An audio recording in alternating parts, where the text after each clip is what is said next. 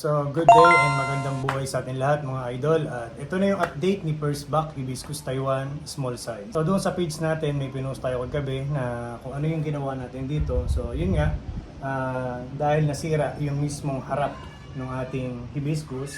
So, nabulok to. Nabulok. Ngayon, ang ginawa natin, niwa uli natin yung balat. Dapat ay sagad na sagad sa kahoy yung mismong paghiwa natin. Para pagka hiniwalay natin yung balat, ay sigurado lahat sasama. So ito yung kagabi na ginawa natin sa kanya bago natin ituloy yung video na to.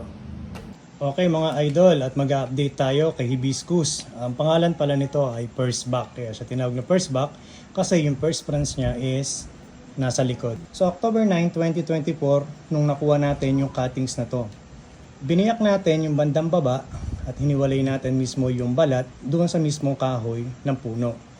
So paano natin ginawa iyon? Kung saan merong branch ay itinapat natin yung hiwa ng balat doon sa mismong puno. Then ito yung una, then pangalawa, ito yung sanga, at ito naman yung ginawa nating ugat. So pagdating naman sa likod, ito yung tinapatan niya. Pagdating doon ay ito naman yung isa. So pagdating naman dito, ito yung kinuha natin. So bagamat doon ay meron pa rin sumobra ng mga sanga kagaya nito. So okay na yan na meron pa rin dahil malaki naman ang negative space pagdating sa nebari niya. Kaya okay lang na magkaroon pa rin dyan. So October 9, 2024 nung tinanim natin siya. Ngayon ay ito na yung update niya. So nagkaroon tayo ng problema gawa ng nabulok yung nasa harap na balat. Ang gagawin natin ngayon ay hihiwaan natin to, yung parte na yan, and then maglalagay tayo ng moss sa ilalim. Sa mismong balat at kahoy na pagitan na yan, at lalagyan natin ngayon ng lupa ito. So i-extension natin to ng parte na yan sa taas para mismo yung ugat na ang bumaba at magsara dyan sa harap na to. So hihiwalay lang natin itong parte na to. Siguraduhin yung sagad yung pinakahiwa sa loob para sumama mismo yung balat.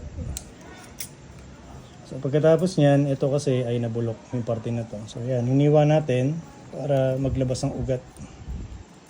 So itong parte na to, hindi natin ito hihiwaan. Dito lang tayo sa parte na to.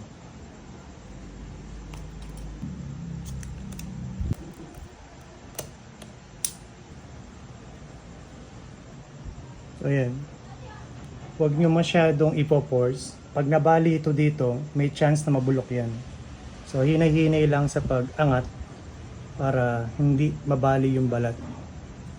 Yan. After nyan, lagyan natin ng corn size na pumice. Kasi magaspang to, mas maganda tong ilagay sa ilalim niya para hindi dumudulas.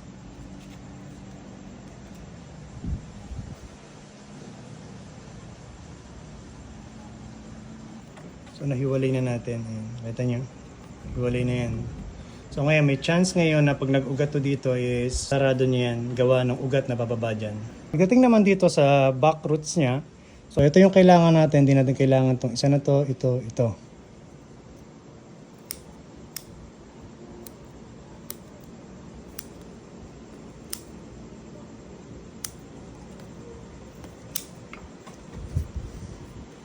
So ito ngayon puputulin natin kasi kaya natin puputulin yan, lalagay natin dito.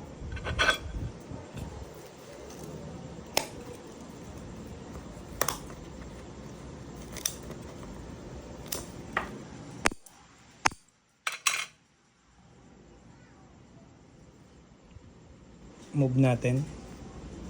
Then lagyan ng clip.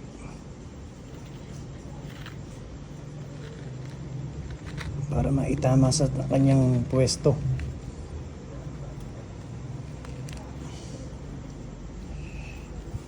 So ayan, nalagay na natin.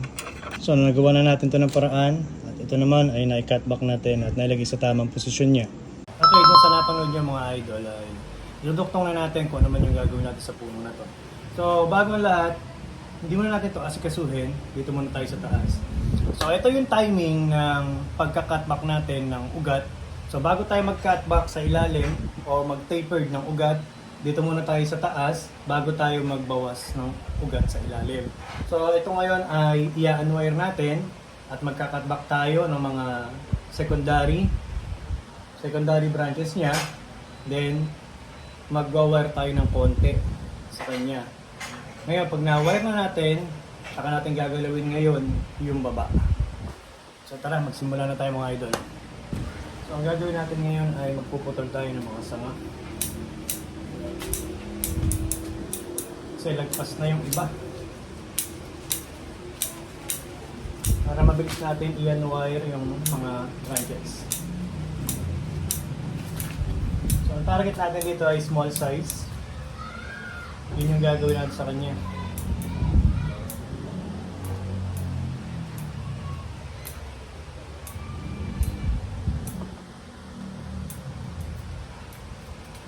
...2024 natin tinanim ito mga idol.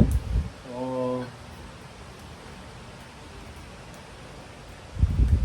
mabilis na to para sa kulang 2 taon.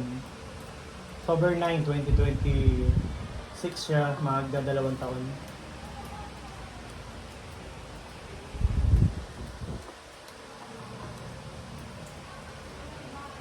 Isa to sa material na napakaganda ng hibiscus. Ang problema lang talaga sa kanya, once na napabayaan, namamaga ang sanga. Mabilis kasi siya eh.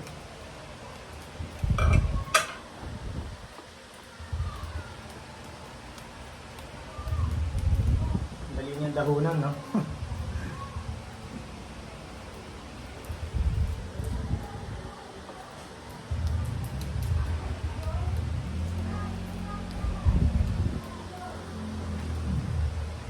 Actually, may bumibili nito, hindi ko binibenta para makapag-aral tayo mabuti. Kasi pag binenta ko to, mawawala yung continue ng pag-aaral natin kung paano natin dinidevelop mula umpisa hanggang dulo. So meron naman ng mga for sale na talagang binibenta natin. Hindi ko na pinapakita sa vlog ko. Minsan kasi may nagpupunta rin sa garden, bumibili sila. So sinasabi ko ito hindi for sale kasi nasa YouTube to. So maraming nag-aabang sa puno na to kung paano natin bubuuin. After defoliate, nagtatanggal tayo ng wire. So talagang bakat. Sa dami kasi ng halaman mga idol, hindi ko na maasikaso talaga ng maayos. Buti na lang, sanay tayong mag-bonsai. Kahit na lumagpas yung mga sanga, kaya natin i-weigh kung paano ko gagawa ng paraan yung mga sanga.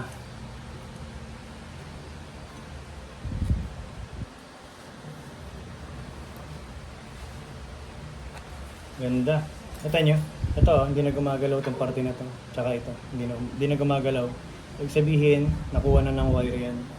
So meron tayong mga ika-cutback dito, gawa ng lumagpas na siya. Ganun talaga pagka kinakailangan muna nating i-proportion yung primary, secondary doon sa trunk. Nangyayari, doon nagkakaroon ng cutback.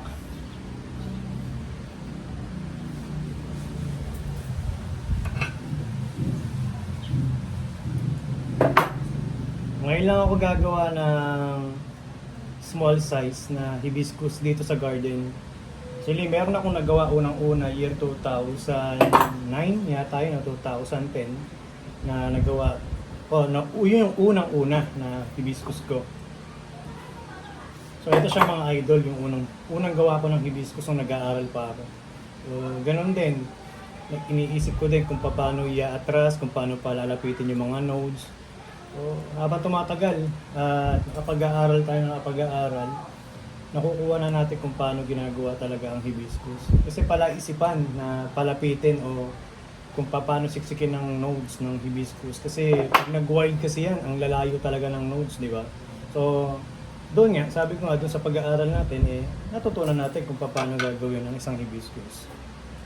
So, doon nga, kaya lagi kong sinasabi, walang problema magbenta ng halaman ng bonsai kung talagang kinakailangan. At kinakailangan meron tayong pambenta na material or bonsai na hindi mabebenta yung pinag-aaralan natin para yung pag-aaral natin sa pagbobonsai is continue, hindi na puputol yung pag-aaral natin, di ba?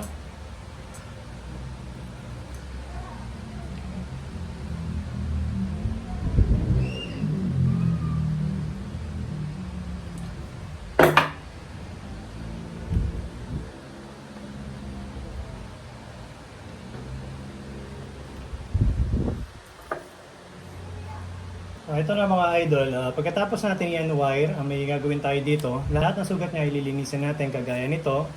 Yan, ito mga nasa taas, ito, yan, lahat yan. lilinisin na natin. So bago natin to iripat, sabi ko nga, trabahuhin na natin lahat ng nasa taas para kung magalaw man, established pa kasi to, di ba? So, kasi kung gagalawin natin to, tsaka natin gagalawin sa susunod, sayang, di ba? So ngayon natin tatrabahuhin yan, mamakinahin natin yung mga butas. So gagamit tayo ng makita na Dremel, tapos ito yung bit niya. Sa tropa to hiniram ko lang. Ngayon, pwede kayong bumili na sa Shopee, itong bala na to. Ito yung sinasabi ko na linisin natin. Pagka bulok na yung kahoy, doon ko palang huhukayin yan para maganda yung hilom. Yun yung tinatawag kong horse eye.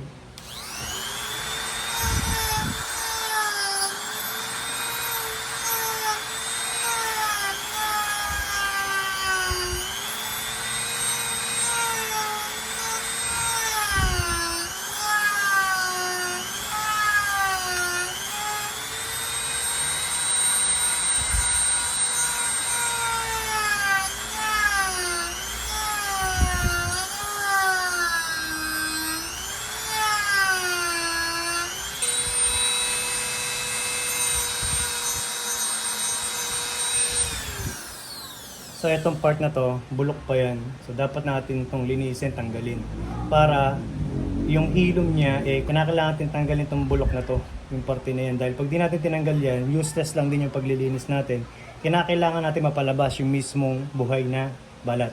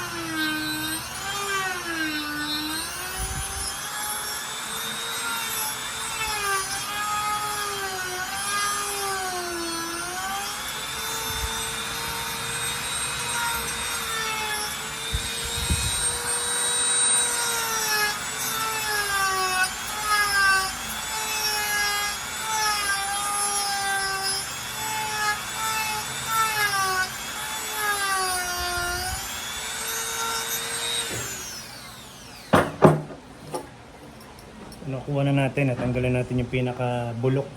Ngayon naman lilinisin natin. Kailangan matanggal yung pinaka-bulok naman na balat.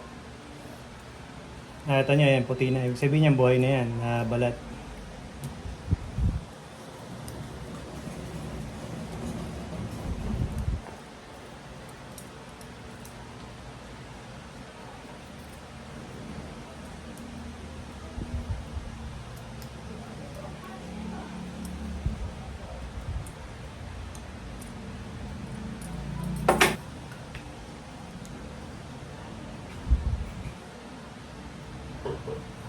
Para siguradong maghilom, di ba?